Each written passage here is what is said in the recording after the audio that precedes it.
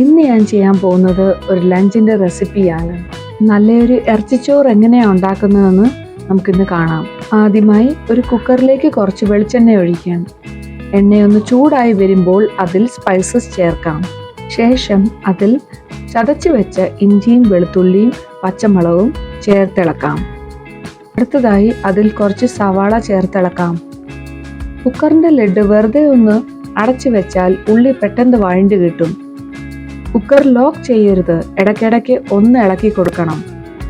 ഉള്ളി വഴണ്ടതിന് ശേഷം അതിൽ മഞ്ഞൾപ്പൊടി, മുളക് പൊടി, മല്ലിപ്പൊടി, കുരുമുളക് പൊടി, ഗരം മസാല പൊടിയും ചേർക്കാം.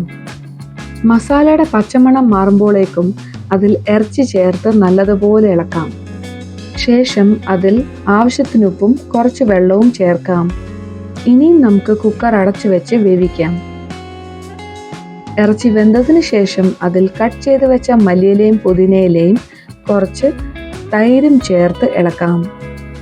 ഇനിയും നമുക്ക് ഇറച്ചിയുടെ പീസസ് മാത്രം ഒരു പ്ലേറ്റിലേക്ക് മാറ്റി വെക്കാം. ഇറച്ചിയുടെ ബാക്കി വന്ന മസാലയിൽ കുറച്ച് ഗരം മസാലയും കൂടെ ചേർത്തിളക്കാം. ഇതിലടുത്തതായി ബിരിയാണി അരി ചേർക്കാം. ഇത് 20 മിനിറ്റ് കുതിർത്ത് വെച്ച അരിയാണ്. എല്ലാം ഒന്നുകൂടെ മിക്സ് ചെയ്തതിന് ശേഷം അതിൽ ആവശ്യത്തിന് ചൂടുവെള്ളം ചേർക്കാം.